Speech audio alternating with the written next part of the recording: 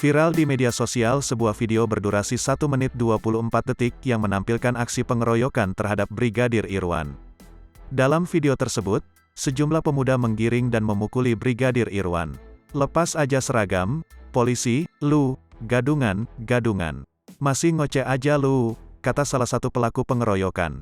Pelaku tersebut lalu memukuli korban. Sementara itu, Brigadir Irwan mencoba menunjukkan kartu tanda anggota, KTA, Polri miliknya.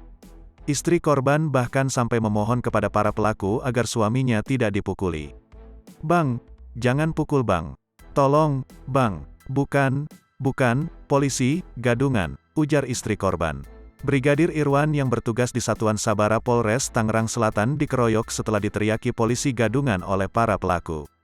Teriakan itu dilontarkan pelaku lantaran tidak terima kunci motornya diambil oleh Brigadir Irwan.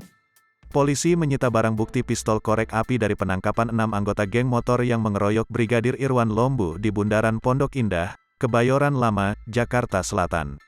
Aksi pengeroyokan itu terjadi pada Selasa, tanggal 7 Desember tahun 2021, dini hari sekira pukul 3.30 waktu Indonesia Barat. Kabid Humas Polda Metro Jaya Kombes Pol Endra Zulpan mengatakan, pistol korek api itu digunakan pelaku untuk mengancam dan memukul korban. "Itu senjata pistol korek jadi bukan senjata api, jadi pistol korek untuk takut-takutin dan digunakan untuk pukul korban," kata Zulpan di Polda Metro Jaya, Jakarta Selatan, Rabu, tanggal 8 Desember tahun 2021. Zulpan menjelaskan, kasus pengeroyokan ini terungkap setelah polisi mengantongi rekaman CCTV dan video yang viral di media sosial. Kasus ini bisa diungkap dengan cepat oleh Polres Jakarta Selatan karena anggota di lapangan langsung menemukan petunjuk di antaranya CCTV dan video, ujar dia.